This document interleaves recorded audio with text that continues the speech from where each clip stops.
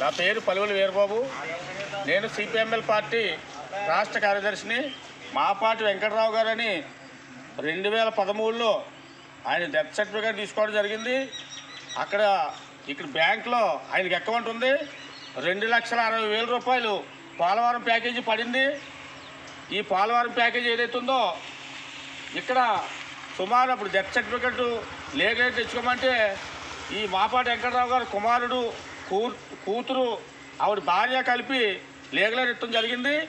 మరో 5 సంవత్సరాలు తిరిగిన తర్వాత ఆ కుమారుడు కూడా చనిపోవడం జరిగింది అనారోగ్యంతో.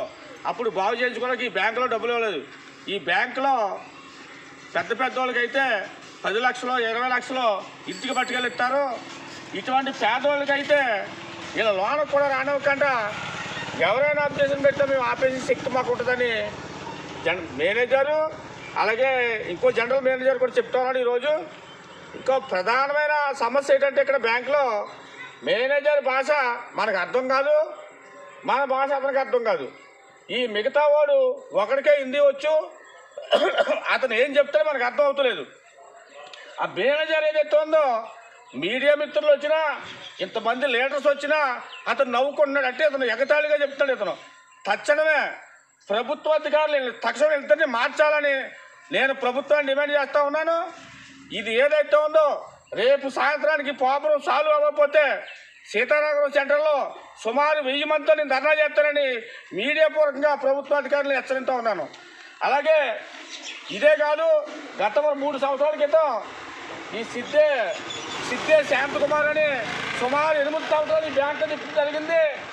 అది కూడా 2 లక్షల రూపాయలు సుమారు ఆ రోజు వారం రోజులు తిరిగి దగ్గరుండి చేయించుకోవడం జరిగింది. వీళ్ళందరినీ కూడా డిమాండ్ చేసి ఏంటంటే లంచాలు ఇస్తేనే పనిచేస్తున్నారు. పోలవరం ప్యాకేజీలు ఏవైతున్నాయో పోలవరం ప్యాకేజీలు ఈ మధ్యకాలంలో చాలామంది అరెస్ట్ అయ్యారు మాఫియాగాళ్ళు. ఆ మాఫియాగాళ్ళకి బ్యాంకుకి లింక్ ఉంది. వాళ్ళు ఏదైతే ఉందో 100కి 5 రూపాయలని 10 రూపాయలని కమిషన్ తీసుకుంటున్నారు. ఆ కమిషన్ డబ్బుల కోసమే ఈవిని 14 సంవత్సరాలు తిప్పారని నేను సిపిఎంఎల్ పార్టీ నుంచి ఈ బ్యాంక్ యాజమాన్యాన్ని హెచ్చరిస్తూ ఉన్నాను. దీని మీద కలెక్టర్ గారు అన్నీ దృష్టి పెట్టి ఈ బ్యాంక్ ఎంప్లాయీని చర్యలు తీసుకొని ఇటువంటి పేదరాలకి ఈవిడ 2 కళ్ళు ఆపడం. ఈవిడ కూతురు ఉంది, ఆ కూతురు భర్త కూతురు పనికి వెళ్తలేదు. ఈవిడ మన సీతారామరావు సెంటర్లో ఈవిడ అడుక్కుంటుంది. భర్తకు వచ్చిన ప్యాకేజీ 2,60,000 ఉంటే ఈవిడ అడుక్కోవచ్చిన కర్మ ఏంటి? ఈ బ్యాంకులో డబ్బులు వేసిన పాపానికి ఈవిడ అడుక్కునే స్టేజ్ తీసుకొచ్చినట్టు ఈ ఎంప్లాయీని వెంటనే మార్చాలని నేను సిపిఎంఎల్ పార్టీని డిమాండ్ చేస్తూ ఉన్నాను.